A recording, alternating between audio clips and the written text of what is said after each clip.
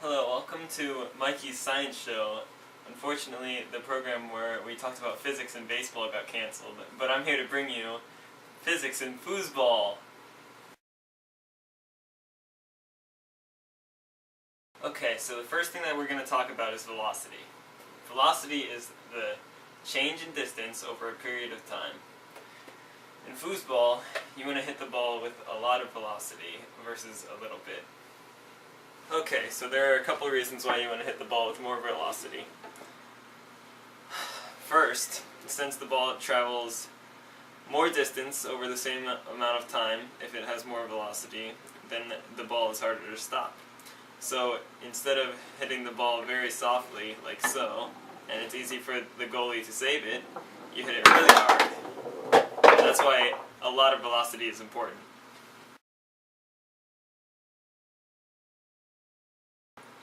In foosball, you have to be accurate with your shots. You can't shoot it in the corner and expect to score. Not only do you have to be accurate with your shots, you also have to be precise. You have to be able to hit the same target over and over again if you want to score many goals and win the game. Just like in foosball, in physics you have to be accurate and precise.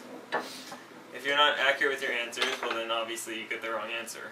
But if you're not precise with your answer, then the answer that you have can be completely meaningless, because it can either be not precise enough, or you can end up with something more than you started with. That's why you have to be accurate and precise in foosball and physics.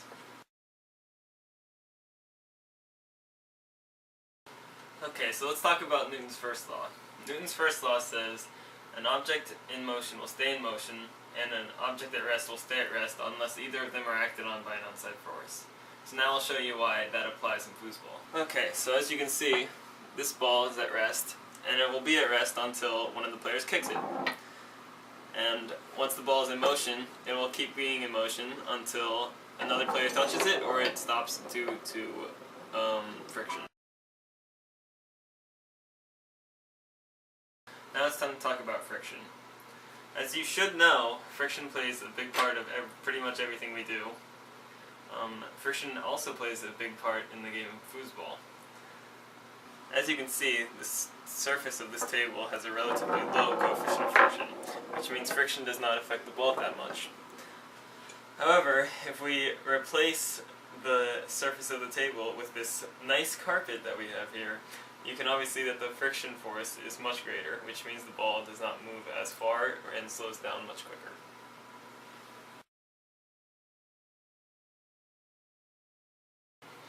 So, since we talked about Newton's first law already, it's time to talk about his second.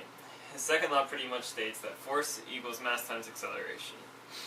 This means that acceleration is directly proportionally related to force. So as the force increases, the acceleration increases. This means if I hit the ball with more force, then the acceleration resulting will be greater.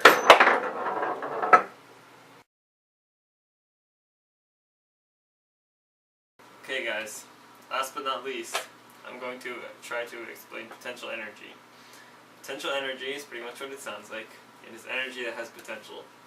Potential energy, due to gravity, is represented by mass times gravity times height. So the farther the drop, the more potential energy it has. And that's pretty much what potential energy is.